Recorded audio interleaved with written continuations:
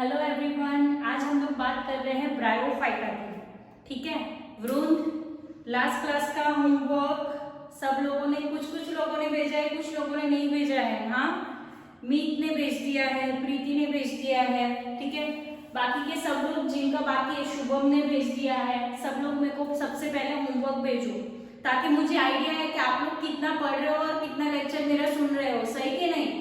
ठीक है, और ये टॉपिक सारे इंपॉर्टेंट है जो मैं बार बार क्लास में बताती रहती हूँ तुम लोगों को। ठीक है, तो आज हम लोग बात कर रहे हैं bryophyte. No doubt plant kingdom थोड़ा सा के थोड़ा मगअप करने वाला टॉपिक है, लेकिन उसमें सिर्फ एग्जांपल्स मगअप कर रहे हैं। बाकी सारे टॉपिक्स तो आप यहाँ पे ऐसे सुनोगे तो याद रह ही जाने वाले हैं। ठीक है, so let's start with bryophyta.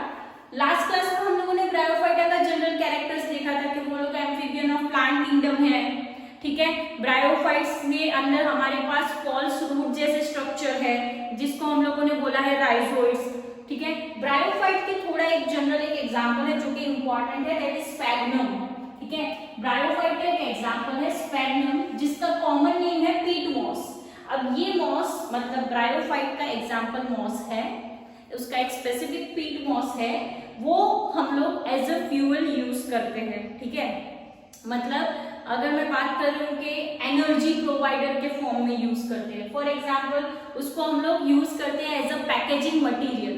क्यों उसको as a packaging material use करते हैं? जैसे कि हम लोग बात कर रहे हैं कि इंपोर्टेड फ्लावर्स होते हैं, ठीक है, जो हम लोग बुके के अंदर देखते हैं, तो वो फ्लावर्स इतने टाइम इंपॉर्टेंट है, मतलब कहीं और एक डिफरेंट कंट्रीज से मंगवाए हुए भी होते हैं। ठीक है, तो वो हमारे पास आने के टाइम तक इतने फ्रेश क्यों रहते हैं, और हम लोग बुके लेके रखते हैं ना, उसके एक हफ्ते बाद भी वो फ्रेश दिखते हैं वो flowers. The reason is what कि उसको वो फ्लावर को हम लोग जब इंपोर्ट करते हैं तो उसके बेस पे पीट मॉस होता है जो कि ग्रीन कलर का स्पॉन्ज लाइक स्ट्रक्चर होता है। ओके, जिसके अंदर वाटर होल्डिंग कैपेसिटी सबसे ज्यादा होती है।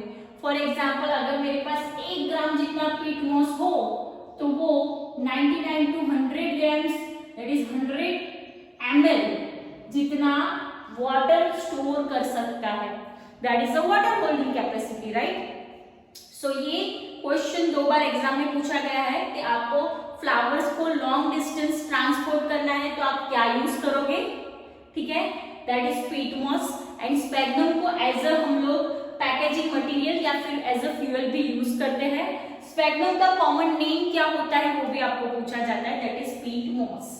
ठीक है, नेक्स्ट हम लोग बात कर रहे हैं, ये जो मॉसेस है अगेन इंपॉर्टेंट है।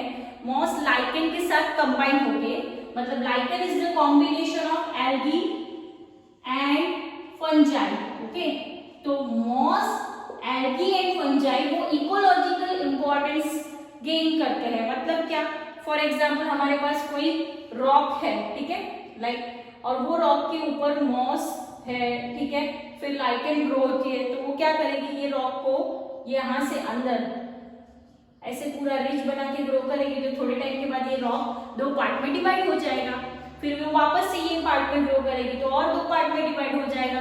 मतलब जो रॉक है उसको सॉइल बनाने में भी ये हेल्प करती है, that is the evolution, that is ecological importance. ठीक है, उसको इवोल्यूशन क्यों नहीं बोला है, क्योंकि इवोल्यूशन टर्मिनोलॉजी स्पेशली हम लोग लिविंग के लिए यूज करते हैं। ठीक है, इकोलॉजी मतलब आउटर मोस्ट एबायोटिक एनवायरनमेंट जो कि नॉन लिविंग एनवायरनमेंट है।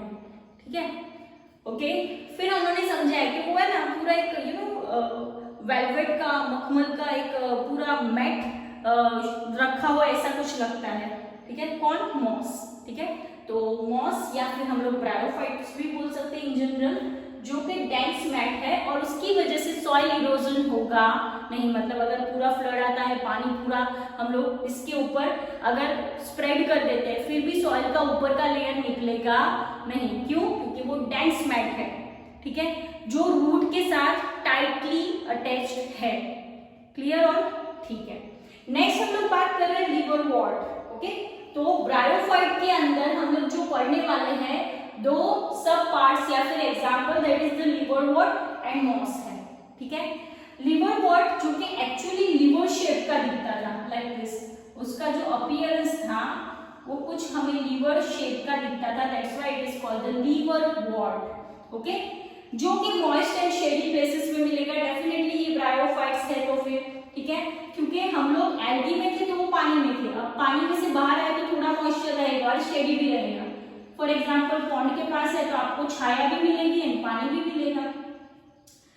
एग्जाम्पल है इसका मार्केंशिया, इंपॉर्टेंट है, मार्केंशिया इज इंक्लूडेड इन, हम लोग को कभी याद नहीं रहता, मार्केंशिया मतलब इंक्लूड होता है लिवरवॉर्ट में। Next, it is a dorsiventral thallus, मतलब क्या, आगे से पीछे से फ्लैट, ठीक है, जैसे कि मैं बात करूं एल्गी जैसी ही, okay. Next, leaf like appendages on both side of the stem, and again यहाँ पे कुछ आपको दिख गया स्टेम जैसा स्ट्रक्चर, तो उसमें लीफ लाइक अपेंडेजेस दिखेंगे, लीफ जैसे स्ट्रक्चर, अपेंडेजेस मतलब स्ट्रक्चर आपको दिखेंगे, ओके, इतना ही बोला है उन्होंने। नेक्स्ट उन्होंने समझा दिया कि अगर उसमें मोड ऑफ रिप्रोडक्शन की बात करते हैं तो फर्स्ट होता है वेजिटेटिव रिप्रोडक्शन, जिसमें मोर कॉमनली फ्रैगमेंटेशन ही होता है, ठीक है। वेजिटेटिव रिप्रोडक्शन में क्या होगा बेटा, फ्रैगमेंटेशन, ओके।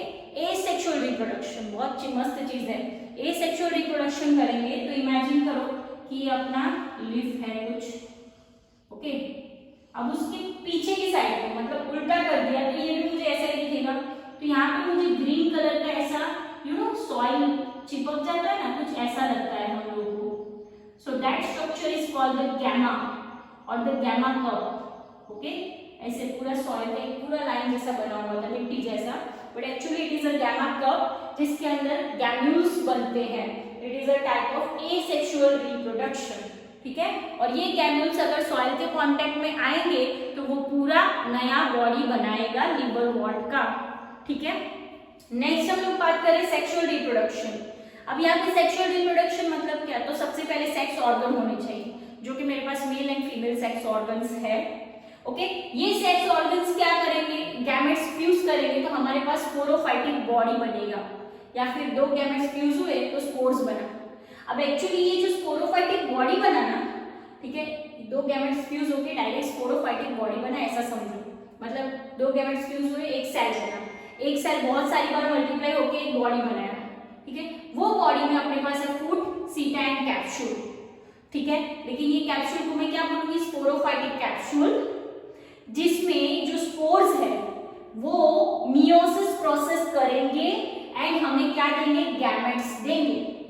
फिर से हम लोगों ने mail and female sex organ है तो गैमेट्स बना लिए, ये गैमेट्स फ्यूज हुए एंड स्पोर्स बनाए। अब ये स्पोर्स जो है उसने पूरा बॉडी बनाया जिसमें फूड, सीटा एंड कैप्सूल है, ठीक है। अब ये कैप्सूल के अंदर जो स्पोर्स थे उन्होंने मियोसिस प्रोसेस करके गैमेट्स बनाया और उसमें से पूरा बॉडी बनाया, that is called the gametophytic body. पहले गैमेटोफाइटिक स्पोर्स बने और स्पोर्स में से बॉडी, ठीक है। So that is called the gametophytic body that is present in liverwort if the sexual reproduction occurs then only, ठीक है। अब से मॉस में भी सेम जैसा ही है, लेकिन फिर भी हम लोग देखते हैं कि मॉस में क्या डिफरेंस है। तो मॉस के अंदर हमारे पास दो स्टेजेस हैं, फर्स्ट है that is predominant stage, okay, और the predominant stage, okay. And जो सेकंड स्टेज है, ठीक है, प्रीडोमिनेंट स्टेज जो है that is called the gametophytic stage, okay.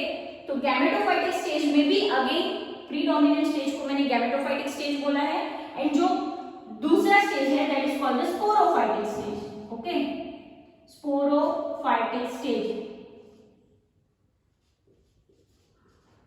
अब समझो क्या हुआ कि ये जो प्रीडोमिनेंट या फिर प्रोडोमिनेंट मतलब ये डोमिनेंट स्टेज है मॉस में, उसके अगर उसकी लाइफ 1 साल की है, 1 ईयर की है, तो 1 ईयर में कितने आते हैं, 12 मंथ्स आते हैं। ये सिर्फ इमेजिनरी बता रही हूँ। तो 12 मंथ्स के अंदर 12 मंथ्स में से वो 10 मंथ्स गैमेटोफाइटिक स्टेज में निकालेंगे, ठीक है, और बाकी के जो 2 मंथ्स है वो स्पोरोफाइटिक स्टेज में निकालेंगे। तो मतलब डोमिनेंट कौन सा हुआ, बड़ा कौन सा हुआ, दैट इज गैमेटोफाइटिक स्टेज, ठीक है।